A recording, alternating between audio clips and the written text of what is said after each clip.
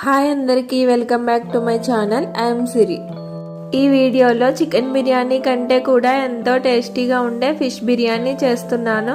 ఈ ప్రాసెస్ లో ఫిష్ బిర్యానీ చేసి చూడండి, చాలా టేస్టీగా ఉంటుంది. దీనిని చేయడం కూడా చాలా ఈజీ, వంట రాని వాళ్ళు కూడా సింపుల్ గా చేసేయచ్చు. ఎలా చేయాలి అనేది స్టార్ట్ చేద్దామా. 600 గ్రామ్స్ ఫిష్ పీసెస్ తీసుకొని శుభ్రంగా వాష్ చేసి ఉంచాను. నేను పండుగప్ప ఫిష్ పీసెస్ ని తీసుకున్నాను. ఇవే అనేం లేదు, మీరు వేరే ఏ ఫిష్ పీసెస్ అయినా కూడా తీసుకోవచ్చు.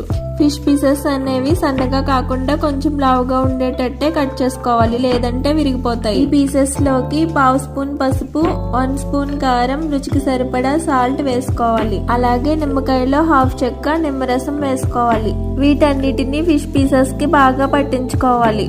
పట్టించిన తర్వాత గంట సేపు అలాగే వదిలేయాలి. ఒక గిన్నెలోకి 2 కప్స్ బాస్మతి రైస్ ని వేస్తున్నాను. బాస్మతి రైస్ అనే కాదు, నార్మల్ సన్న బియ్యం కూడా